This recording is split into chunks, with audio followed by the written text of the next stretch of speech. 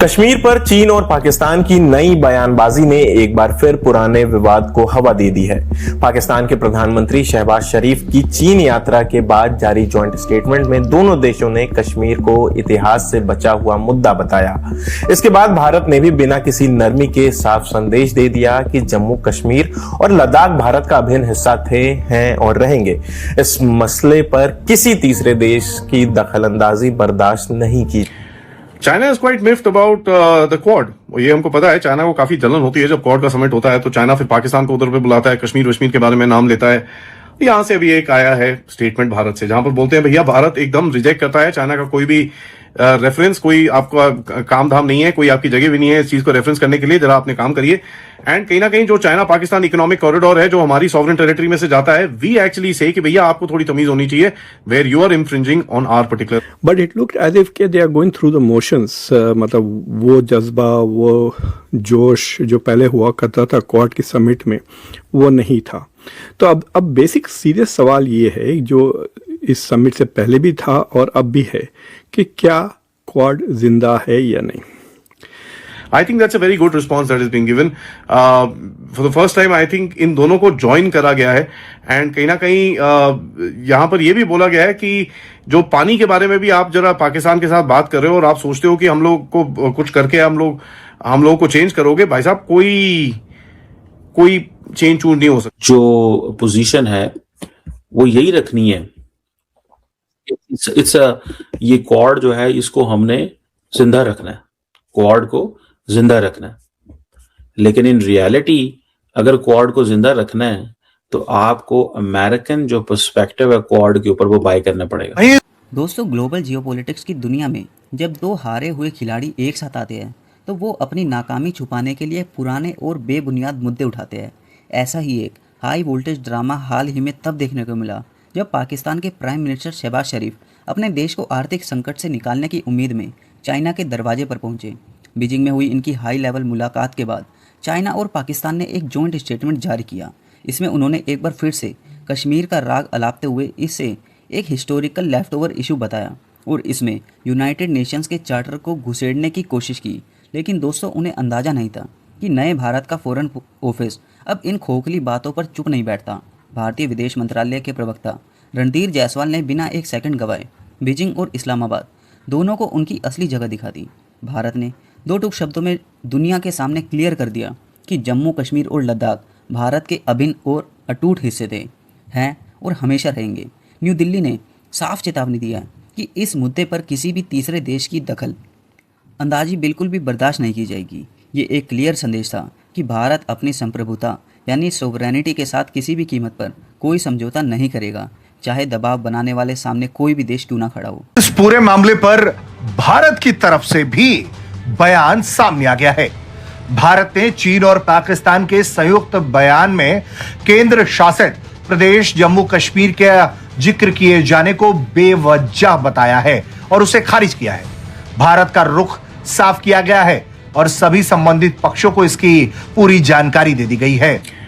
China is quite miffed about the Quad. ये हमको पता है, चाइना को काफी जलन होती है जब क्वाड का समिट होता है, तो चाइना फिर पाकिस्तान को उधर पे बुलाता है, कश्मीर के बारे में नाम लेता है। यहां से अभी एक आया है स्टेटमेंट भारत से, जहां पर बोलते हैं भैया भारत एकदम रिजेक्ट करता है चाइना का कोई भी रेफरेंस, कोई आपका काम धाम नहीं है, कोई आपकी जगह भी नहीं है इस चीज को रेफरेंस करने के लिए, जरा आपने काम करिए। एंड कहीं ना कहीं जो चाइना पाकिस्तान इकोनॉमिक कॉरिडोर है जो हमारी सॉवरेन टेरिटरी में से जाता है, वी एक्चुअली से कि भैया आपको थोड़ी तमीज होनी चाहिए, where you are infringing on our particular rights. I think that's a very good response that is being given. For the first time I think इन दोनों को ज्वाइन करा गया है।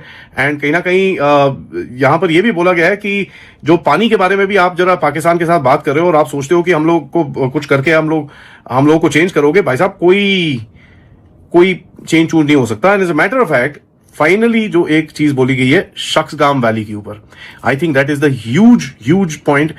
भारत ने कम ही मेंशन करा है इसको कि ये एक सिर्फ पॉलिटिकल नैरेटिव है। आज ये भी डिस्कशन हुई वहां पे कि अमेरिका जो है वो क्वाड में एंगेज रहेगा, Quad is here to stay. यानी कि इतनी जो ग्रुपिंग बनी है, इस ग्रुपिंग की इंटरेस्टिंग बात यह है कि Quad is here to stay is a message कि क्वाड को झटके लगे हैं। और इंडिया ने ये कहा है कि Quad is not going to be the collective defence alliance. तो चाइनीज को इंडियंस खुश कर रहे हैं। मैं तो इसको ऐसे ही देखता हूं, चाइनीज प्रेशर डालते हैं, इंडियंस कहते हैं कि क्वाड जो है वो कलेक्टिव सिक्योरिटी डिफेंस है। भाई अगर ये क्वाड कलेक्टिव सिक्योरिटी डिफेंस है, पहले तो इस चीज की समझ नहीं आती है क्वाड कलेक्टिव सिक्योरिटी डिफेंस कैसे है। क्योंकि अगर आप इस चीज को थोड़ा स्टडी करें तो आपको एक चीज पता चलेगी कि जो क्वाड है उसकी जो शक्ल है उसमें टेररिज्म डालना है स्टेट स्पॉन्सर, अलकायदा नहीं। यही कहना चाहते हैं ना वो, स्टेट स्पॉन्सर डालना चाहते हैं ना, अलकायदा नहीं डालना चाहते। ठीक है जी। अच्छा, दैट्स सिग्निफिकेंट चीज है, ये बड़ी सिग्निफिकेंट चीज है। ठीक है। और मुझे इस चीज की समझ नहीं आई बाय द वे कि ये क्या सारी की सारी गेम है कि एक तरफ वो कहते हैं कि हमने इसमें अपनी जो पोजीशन है वो यही रखनी है। इट्स ये क्वाड जो है इसको हमने जिंदा रखना है, क्वाड को जिंदा रखना है। लेकिन इन रियलिटी अगर क्वाड को जिंदा रखना है तो आपको अमेरिकन जो पर्सपेक्टिव है क्वाड के ऊपर वो बाय करना पड़ेगा। ये क्या बात हुई? आपने सर्वेलेंस करनी है लेकिन मिलिटराइजेशन नहीं करनी, यानी कि आप सिर्फ अपनी मर्जी की चीज करवाना चाहते हैं कि हमें चाइनीज के ऊपर सर्वेलेंस करनी जरूरी है क्योंकि हम खुद नहीं कर सकते तो अमेरिकन की मदद से हम करेंगे, लेकिन हम अमेरिकन की मदद से सर्वेलेंस करेंगे लेकिन हम क्या नहीं करेंगे, हम इसकी सिक्योरिटी कंपोनेंट नहीं बनने देंगे। मैनू नहीं समझ आन रही इस गल की सारी थी। पता नहीं, हो सकता है इंडियंस बड़े स्मार्ट हैं, खिलाड़ी हैं वो। ठीक है जी। तो वो एक देखते हैं कि उसमें क्या होता है। लेकिन एक इंटरेस्टिंग चीज आपने नोट की है और वो क्या थी, सवाल जवाब कोई नहीं हुए क्योंकि डॉक्टर जयशंकर ने पता सी इन्ने को सवाल होने ने, इन्ने को जवाब होने ने, इसको बगैर सवाल जवाब के खत्म कर दे। अगर आपने इसके ऊपर सवाल जवाब शुरू कर दिए तो हम स्लिप कर जाएंगे। तो आई थिंक अमेरिकन को तो कोई परवाह नहीं होती, रूबियो को तो कोई परवाह नहीं सवाल लेने की। But it look as if के they are going through the motions. मतलब वो जज्बा, वो जोश जो पहले हुआ करता था क्वाड की समिट में, वो नहीं था।